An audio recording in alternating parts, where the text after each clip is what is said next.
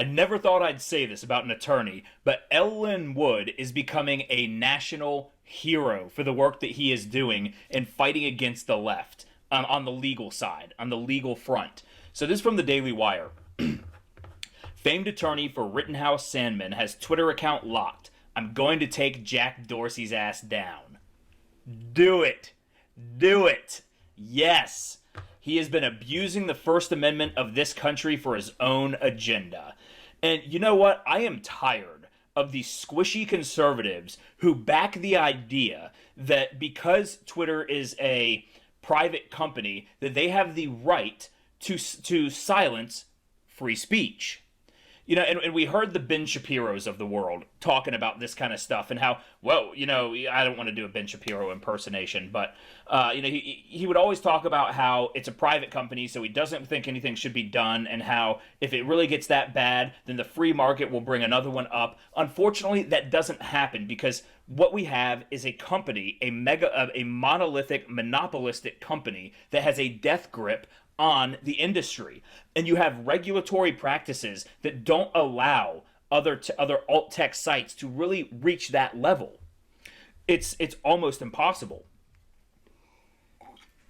And so I'm tired of people like Ben Shapiro and other, you know, some of these more squishy conservatives, I guess you could say, or rigid conservatives. It's actually almost, it's not squishy. It's almost like he's too rigid in his conservative beliefs that he can't stop and realize when he's made some mistakes in his analysis of what freedom really is. Because freedom is not a monopolistic company taking over the public square and then constricting the speech of the people in that square. That is not freedom. And I think that, you know, something has to be done about these big tech companies. We need to have our own Teddy Roosevelt come in and trust bust these people into oblivion, because they are, and the thing is they're so ideologically aligned that they are working in cahoots with the Democrats, and it's almost like the Democrats are outsourcing the abolition of the Bill of Rights to private companies who have protections that the government doesn't. And we can't have that. We need to still make sure that even our companies are operating in the spirit of America. And so I'm tired of extending these rights to these monolithic companies to just destroy and trample the Constitution, because they're not government, even though they work with government actors and they are working on behalf or for the favor of government actors. On Tuesday, the Twitter account of famed attorney Ellen Wood, who has represented Richard Jewell, Nicholas Sandman, Mark and Patricia McCloskey, and now Kyle Rittenhouse, the 17-year-old charged with fatally shooting two people in Kenosha, was locked for supposedly violating Twitter's terms of service. Wood had already posted about raising money for Rittenhouse's legal defense. And you got to love this guy for taking up all of these cases and fighting for people that are being trampled under the falling or the crumbling sense of law and order that we have in this country. We no longer have a real law and order. As you can see, you can go down and burn a building, club somebody over the head with a baseball bat, and as long as you have a shirt with a fist on it, then you can get let out with no bail, no charges, all charges dropped. But if you're a law-abiding citizen trying to defend yourself, trying to defend businesses, trying to defend people, and somebody with one of those fists on their shirt gets injured, well, they charge you to the fullest extent of the law.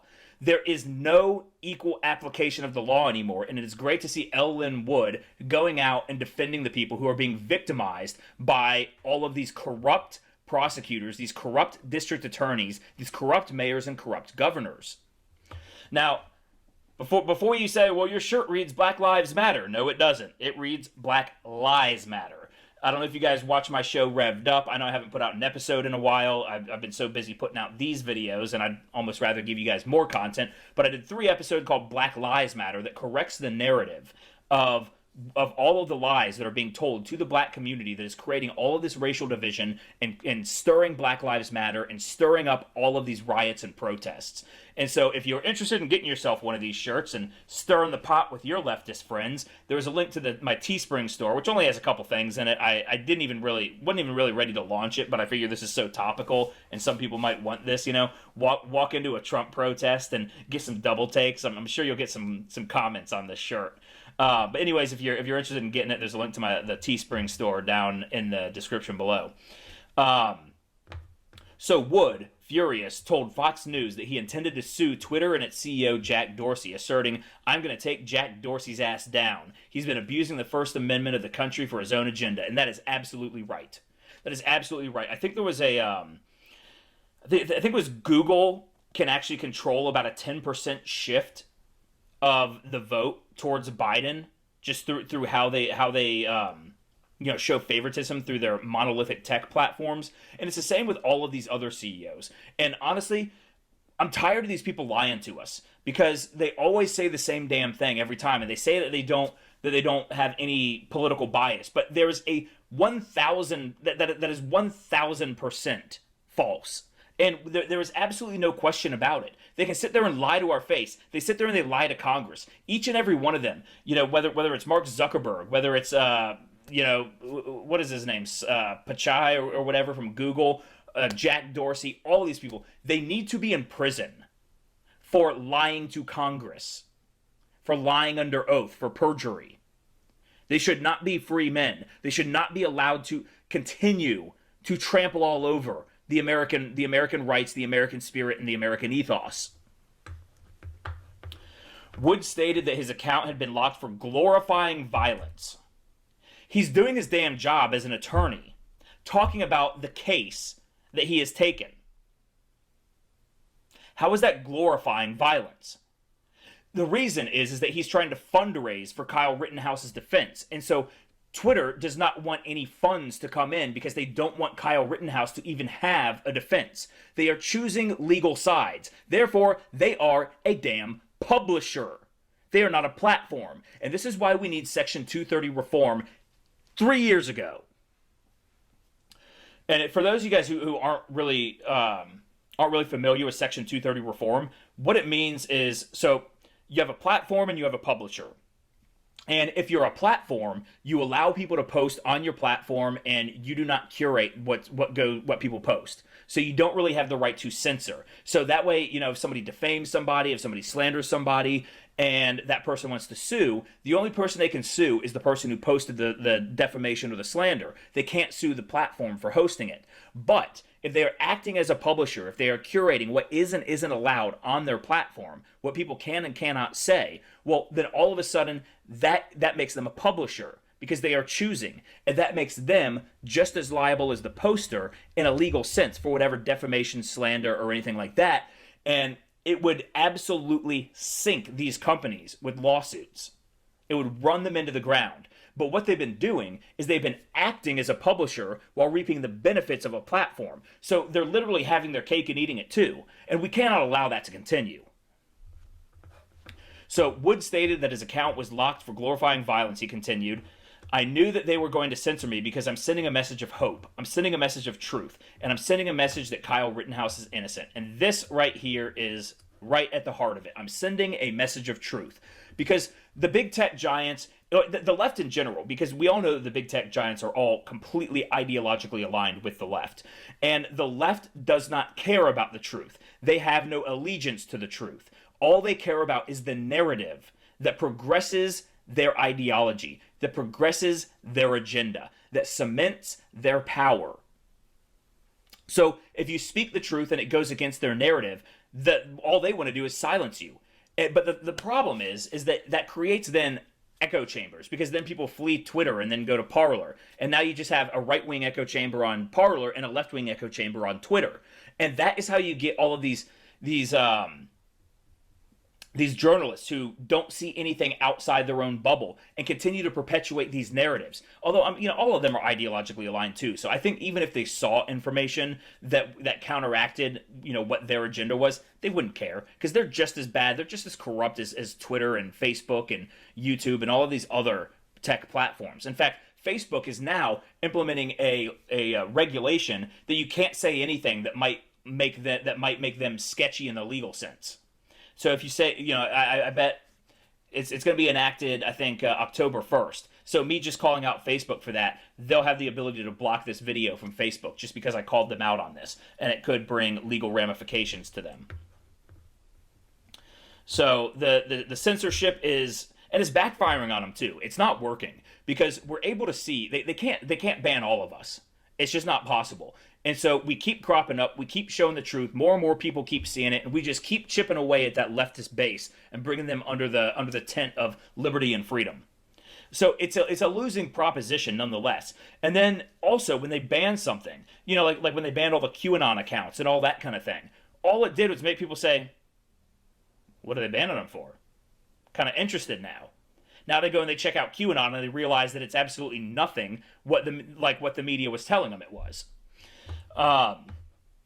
So these people are stupid. These people are just stupid. They can't think down the line. So, but nonetheless, they might be stupid, but they're also determined. And we need to take the wind out of their sails, and we need to do it as quick as possible. And we need to hold these people accountable, and we need to make examples of them. We need to make examples of all of these tech CEOs that think that they can get away with this shit. And they think they can get away with lying to us about it as well. So to the outside, Wood's account looked like it was working normally with no notifications, no warnings on his tweets. But a screen grab of Wood's account shared with Fox News shows his account has been locked for violating Twitter's rules. Specifically, Wood was dinged for violating our rules against glorifying violence. Representing a client is not glorifying violence. Trying to raise funds for that client is not glorifying violence. Speaking the truth about the fact that he was actually defending himself is not glorifying violence.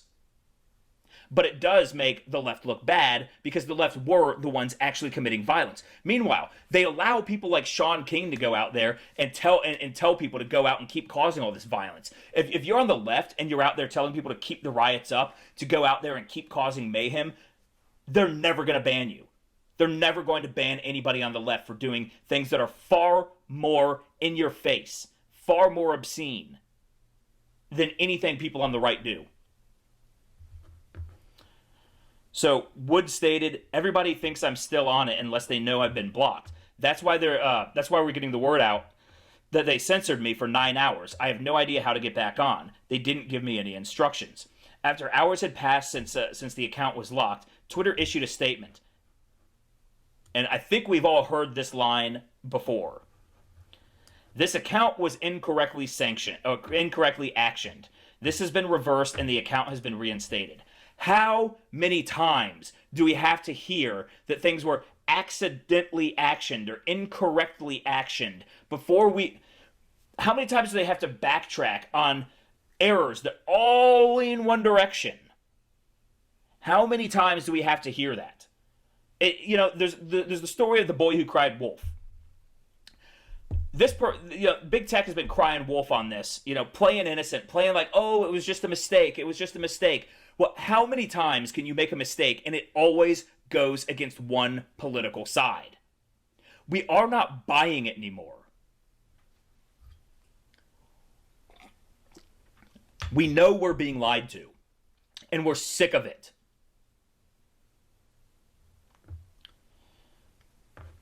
On Monday, Wood tweeted, "There will be total transparency on part of #FightBack Foundation. To date, 11,254 donors have donated a total of $605,550 towards the foundation's efforts to fund defense of Kyle Rittenhouse and help support and protect his family."